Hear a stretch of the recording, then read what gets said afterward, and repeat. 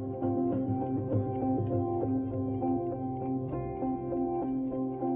name is Dr. Anthony Levatino.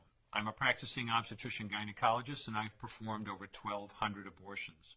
Today I'm going to describe a second trimester surgical abortion called dilatation and evacuation, or D&E. A D&E is performed between 13 and 24 weeks of pregnancy.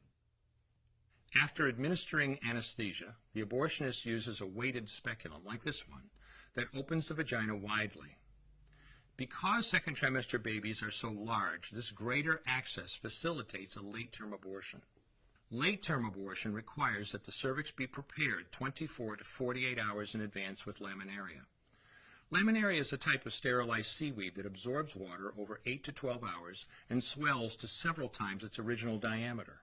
Once removed, metal dilators can be used to further open the cervix as needed. Once the cervix has been stretched open, the suction tube is placed inside. A baby at 20 weeks gestation is as big as the length of my hand, from head to rump, not counting the legs.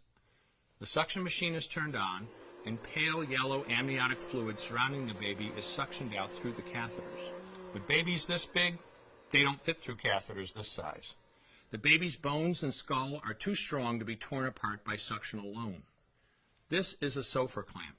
A Sofer clamp is made of stainless steel. It's about 13 inches long. The business end is about 2.5 inches long and 1/2 inch wide, and there are rows of sharp teeth. This is a grasping instrument. When it gets a hold of something, it does not let go. The abortionist uses this clamp to grasp an arm or leg.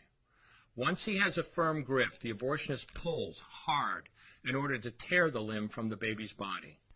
One by one, the rest of the limbs are removed, along with the intestines, the spine, and the heart and lungs. Usually the most difficult part of the procedure is extracting the baby's head, which is about the size of a large plum at 20 weeks. The head is grasped and crushed. The abortionist knows he has crushed the skull when a white substance comes out of the cervix. This was the baby's brains. The abortionist then removes skull pieces. He removes the placenta and any leftover parts of the baby with a curette, scraping the lining of the uterus for any remaining tissue. The abortionist then collects the baby parts and reassembles them to make sure that there are 2 arms, 2 legs, and all the pieces. Once all the parts have been accounted for, the abortion is complete. For the woman, this procedure carries a significant risk of major complications, including perforation or laceration of the uterus or cervix, with possible damage to the bowel, bladder, and other maternal organs. Infection and hemorrhage can also occur, which can even lead to death. Future pregnancies are also at greater risk for loss or premature delivery due to abortion-related trauma and injury to the cervix. As I mentioned at the beginning, I'm Dr. Anthony Levatino, and in the early part of my career as an OBGYN, I performed over 1,200 abortions. One day, after completing one of those abortions, I looked at the remains of a preborn child whose life I had ended, and all I could see was someone's son or daughter. I came to realize that killing a baby at any stage of pregnancy for any reason is wrong.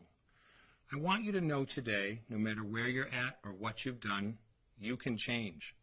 Make a decision today to protect the preborn. Thank you for your time. I will no longer do any more abortions.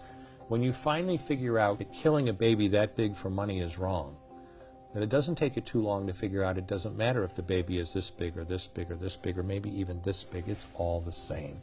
And I haven't done any since then, and I never will.